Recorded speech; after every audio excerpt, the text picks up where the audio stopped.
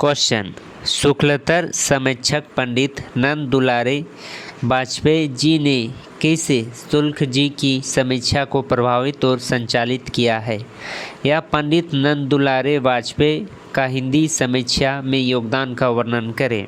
यह Hindi honours semester 6 core 13 का chapter 2 का तीसरा क्वेश्चन है। इसका आंसर है शुक्ल जी की कोई धारणाओं का विरोध यद्यपि प्रसाद, पंत, निराला, शांति प्रिय द्विवेदी आदि ने किया है, किंतु शांति प्रिय जी को छोड़कर ये लोग मुख्यतः कवि थे, आलोचक नहीं। उन्होंने उनकी आलोचनात्मक कृति से में विशेष विचारों की गरिमा और उत्तेजना चाहे जितने मिली उसमें कोई सुसंगत व्यवस्था नहीं है। इन विचारों की आलोचनात्मक महत्व है, किंतु इन आलोचना कहने में संकोच होगी। शांति प्रिय जी की कृतियों भी छायावादी कवियों की आलोचनात्मक कृतियों के साथ स्थान पाने योग्य है। शुक्ल जी के जीवन काल में ही लेखन प्रारंभ करने वाले जिन 3 आलोचकों ने शुक्लतर समीक्षक को प्रभावित और संचालित किया है वह है पंडित नंद दुलारे वाजपेयी, पंडित हजारी प्रसाद द्विवेदी और डॉक्टर नागेंद्र। इन आलोचकों ने कोई विषयों पर विचार करते हुए शुक्ल जी की धारणाओं पर गंभीर और तीव्र प्रतिक्रिया व्यक्त की है। पंडित नंद दुलारे वाजपेयी की आलोचना ग्रंथ हिंदी साहित्य 20वीं शताब्दी में पंडित रामचंद्र शुक्ल पर 3 लेख संकलित है। पहले लेख में उनके महत्व और उनकी देन की चर्चा है। कहा जाता है कि वाजपेयी ने यह लेख शुक्ल जी की मृत्यु के पश्चात लिखा था। शेष 2 लेख शुक्ल जी के जीवन काल में ही लिखे गए थे। इन 2 लेखों में अधिकतर शुक्ल जी की समीक्षा की सीमाएं बताई गई है। वाजपेयी का कहना है कि स्थूल व्यवहारवाद को निस्सीम बतलाकर और रहस्यवाद की कौनकौवे से तुलना और विद्वान शुक्ल जी ने नवीन कविता के साथ अन्याय किया है। अपने कथन में वाजपेयी जी ने इस प्रकार प्रभावित करने की चेष्टा की है। छायावाद अथवा रहस्यवाद का क्षेत्र विस्तीर्ण है। मनुष्य की अध्यात्म पक्ष का संपूर्ण निरूपण इस प्रकार की कविता की सीमा के अंतर्गत है और अध्यात्म पक्ष के अंतर्गत समस्त जीवन की व्याख्या की जा चुकी है। हम जिस अर्थ में छायावाद अथवा रहस्यवाद को लेते हैं उसमें ब्लैक ही नहीं, वर्थ, शरवत, सेलेली, किट्स आदि अनेक प्रमुख कविताओं की रचना आ जाती है। कवि शैली ने इस पार्थिव संसार में चिढ़कर जो सौंदर्यपूर्ण कल्पना दृष्टि की है वह कवि की आध्यात्मिक भावनाओं अपनी मूल्य खो नहीं देती, वह भी छायावाद है इत्यादि। वट, शरवत, शैली और पंत जी तो शुक्ल जी के भी प्रिय कवि थे। वाजपेयी ने वट, शरवत, शैली की जिन काव्यगत विशेषताओं का उल्लेख किया है उसे शुक्ल जी को प्रभावित रहस्य भावनाओं कहते हैं। इसकी अभिव्यक्त के भी प्रशंसक है। ब्लैक और वट, शरवत की रहस्य भावनाओं में क्या अंतर है? सच्चाई तो यह है कि रहस्यवाद की हिमायत करने पर भी वाजपेयी जी उसकी उतना विश्लेषण नहीं करते जितना कि उसमें कनकौवा कहने वाले शुक्ल जी ने लिखा है कि रहस्यवाद 3 रूपों में गिनित मिलती है। पहला है भाव उपलब्धि के साधन के रूप में, दूसरा ज्ञानोपलब्ध के साधन के रूप में और तीसरा अर्ध उपलब्ध के साधन के रूप में। उन्होंने लिखा है कि इस शिशिर के अंत में धूल छाई रहने के कारण किसी बड़े मैदान के क्षितिज से मिले हुए छोर पर वृक्षावली की जो धुंधली श्यामल रेखा दिखाई पड़ती है, उसके पार हमारी कल्पना को किसी अत्यंत प्रिय और मधुर अतीत या भविष्य जगत की अवस्था के लिए अवकाश मिलती है। रहस्य भावना का यदि कहीं मूल हो सकता है तो भाव के क्षेत्र में, पर यदि वह किसी क्षेत्र में प्रकृति विद्यमान के भीतर रहे और उसमें भी उपयुक्त अवसर पर योग्य है। जैसी के रहस्यवाद काव्य के विषय में वे लिखते हैं, हिंदी के कवियों में यदि कहीं रमणीय और अंतर अद्वितीय रहस्यवाद है तो जैसी में सूफी कवियों में प्रसंग में पछोप ज्योति और सौंदर्य सत्ता की और लौकिक तृप्ति और सौंदर्य की अभिव्यक्ति करने वाली रहस्यवाद कविता की चर्चा करते हुए वह शैली के विषय में लिखते हैं। अंग्रेज कवि शैली की रचनाओं में इस प्रकार के रहस्यवाद की झलक बड़ी सुंदर दृष्टिवली के बीच दिखाई देती है। इस संदर्भ में शुक्ल जी ने शैली की कविता जिन सॉलिट्यूड्स उदित की है, नवीन कविता यानी छायावाद के साथ अन्वयन करने का प्रश्न अवश्य विचारणीय है। उनका विचार था कि छायावाद के काव्य शैली यूरोपियों के बंगाल होता है, हिंदी में आई है रविंद्रनाथ ठाकुर की प्रभाव से। हिंदी में स्वच्छंदवाद धारा श्रीधर पाठक से होकर मुकुटधर पांडे आदि की कविताओं के द्वारा आगे बढ़ गई थी। छायावाद में धूम मूवी छायावाद पर रविंद्रनाथ के प्रभाव को किसी ने नहीं नकारा। शिकायत यह है कि शुक्ल जी छायावाद की काव्य शैली मात्र मानते हैं। जहाँ तक काव्य का प्रश्न है, उन्होंने छायावाद की विशिष्ट भावभूमि का विषय में स्पष्ट रूप से नहीं लिखा है। यहाँ शुक्ल जी चुकते नजर आते हैं। छायावाद यदि विशिष्ट काव्य शैली है तो उसमें कोई विशिष्ट भावभूमि भी अवश्य होना चाहिए। इसमें कोई संदेह नहीं है कि पंडित नंद दुलारे वाजपेयी ने छायावाद की भावभूमि को पहचाना है। आचार्य शुक्ल ने छायावाद संबंध विचारों की सीमाओं का उल्लेखनीय पंडित शांतिप्रिय द्विवेदी और डॉक्टर नगेंद्र आदि आलोचकों ने भी किया है। पंडित शांतिप्रिय द्विवेदी और नो तो छायावाद का संबंध गांधी युग की आशाओं और आकांक्षाओं से जोड़ा है, किंतु छायावाद के समाज संदर्भ जितना स्पष्ट के साथ वाजपेयी ने बताया है, उतना उनकी पीढ़ी संदर्भ उतनी स्पष्ट के रूप के साथ वाजपेयी ने बताया है, उतना उनकी पीढ़ी के साथ अन्य समालोचना ने नहीं बताया। शुक्ल जी ने उसमें कोई आवश्यकता ही नहीं समझी थी। वाजपेयी लिखी है नई छायावादी काव्यधारा का भी एक आध्यात्मक पक्ष है, परंतु उनकी मुख्य प्रेरणा धार्मिक न होकर मानवीय और संस्कृति है। हमें 20वीं शताब्दी और वैज्ञानिक की भौतिक प्रगति की प्रतिक्रिया भी कह सकते हैं। आधुनिक और परिवर्तनशील समाज व्यवस्था और विचार जगत में छायावाद भारतीय आध्यात्मिक की नवीन परिस्थितियों के अनुरूप स्थापना करती है।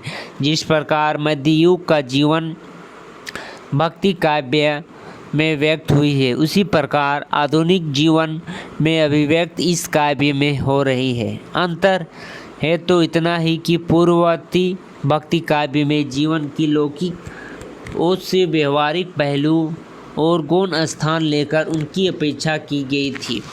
यहाँ छायावादी काव्य प्रकृति सौंदर्य और सामाजिक सामुदायिक जीवन परिस्थितियों से भी मुख्यतः अनुप्राणित थे। यह पूर्णवर्ती भक्ति काव्य की प्रकृति निरपेक्षता और संसार मिथ्या का सैद्धांतिक प्रतिक्रियाओं का विरोध है।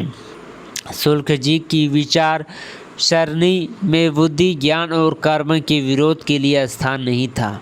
बुद्धि के जिस अतिचार को प्रसाद और वाजपेयी इतनी हानिकारक और बिरहनीय बताते हैं, शुक्ल जी उसे बुद्धि न कहकर दुर्बुद्धि कहते हैं। ज्ञान को जो वे भावना का विरोध नहीं बल्कि उसका साहचर्य समझते हैं। कर्म को ही वह धर्म और अनिवार्य अंक मानते हैं। वस्तुतः जो समन्वय प्रसाद जी में जितना काव्य है वह शुक्ल जी की चेतना में दिखाई पड़ता है, प्रसाद और वाजपेयी में नहीं।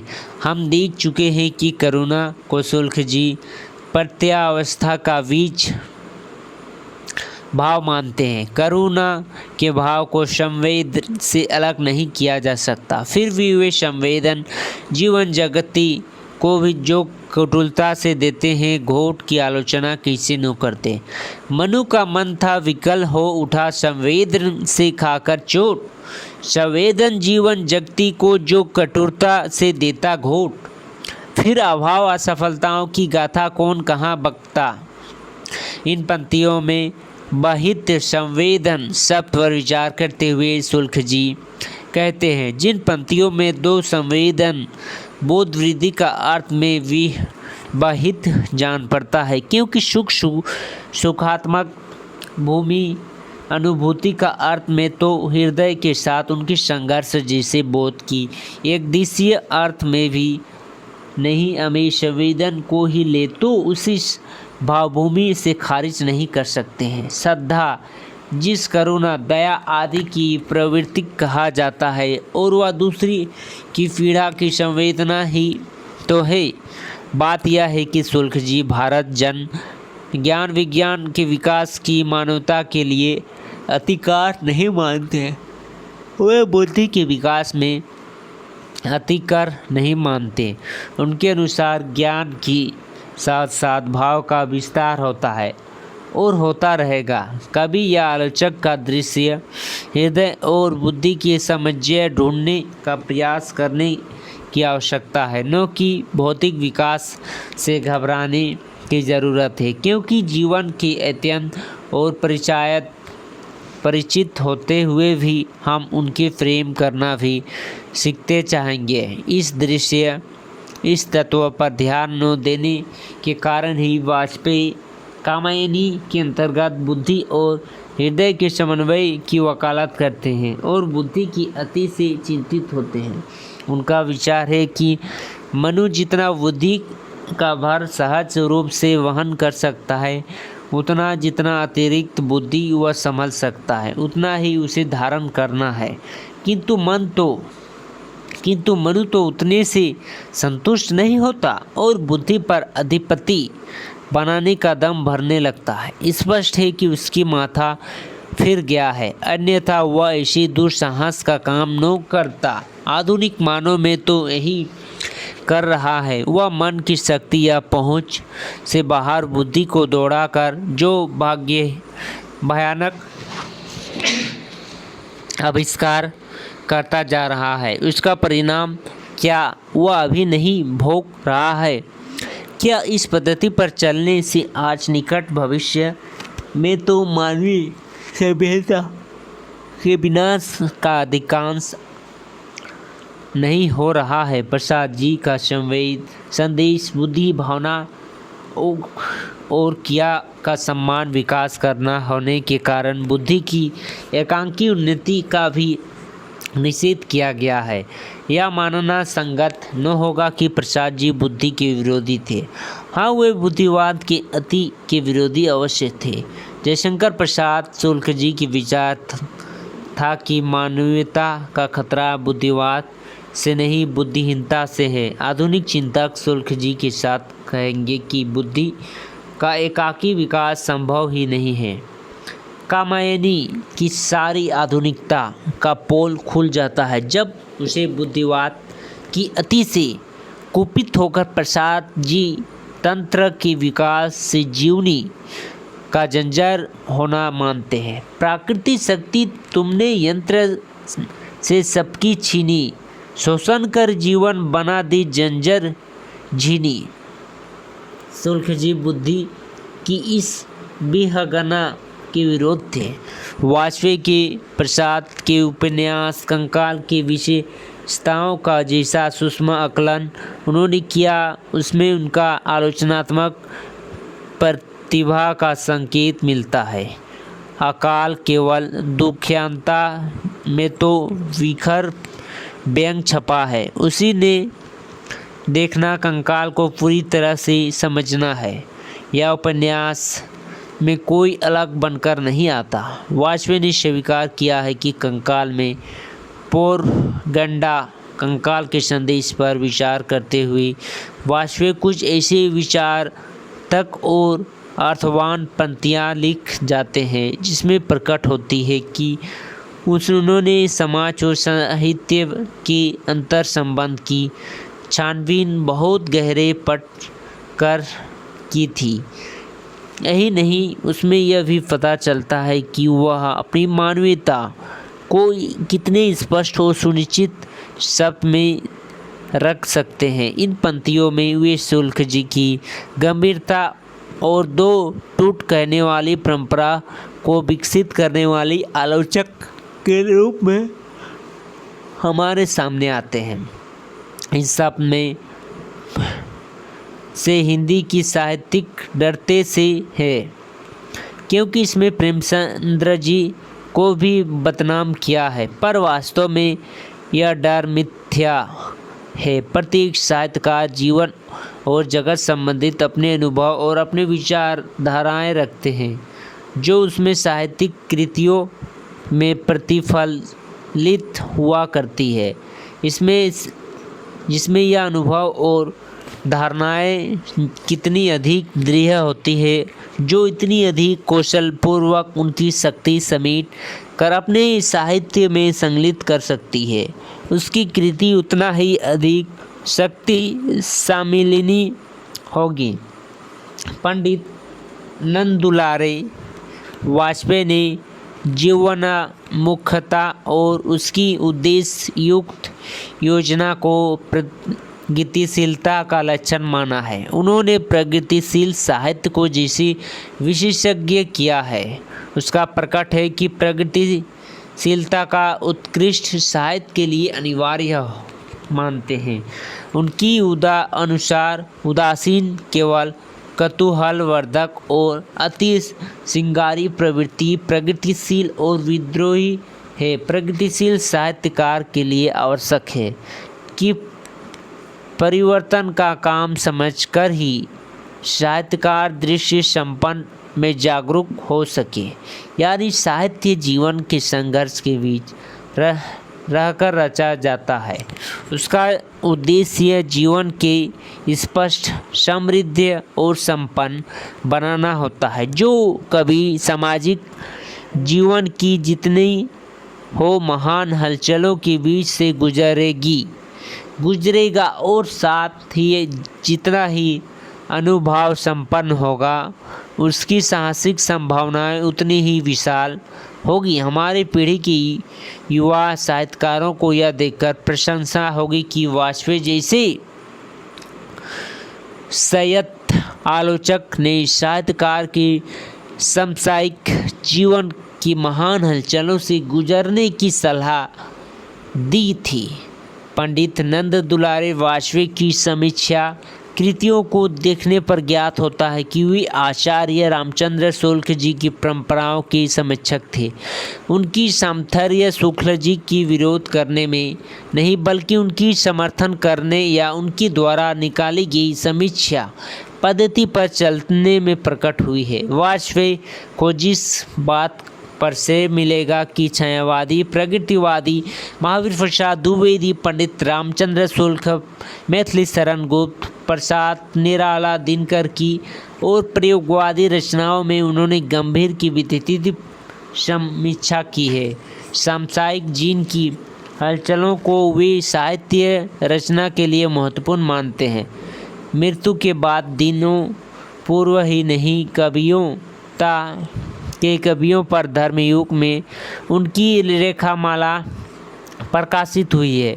उसकी स्पष्ट, निश्चित और आत्मविश्वास शैली और उत्कृष्ट रूप में शुक्ल जी की शैली का स्मरण करती है।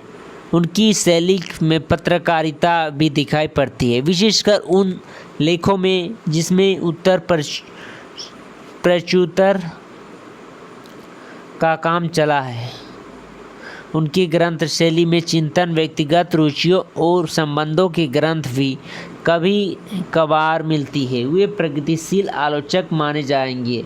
उन्होंने स्पष्ट लिखा है कि समाजवादी विचारों के क्षेत्र में ही उत्कृष्ट सर्जन की संभावना है।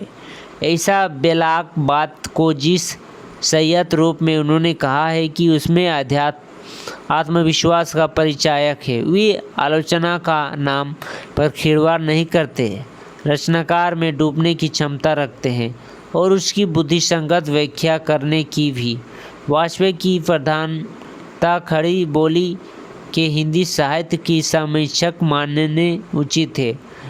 कहने को उन्होंने सूरदास को भी पूरी पुस्तक लिखी है, किंतु उसमें शस्त्र चर्चा की व्यवहारिक समीक्षा केवल नाम मात्र की है।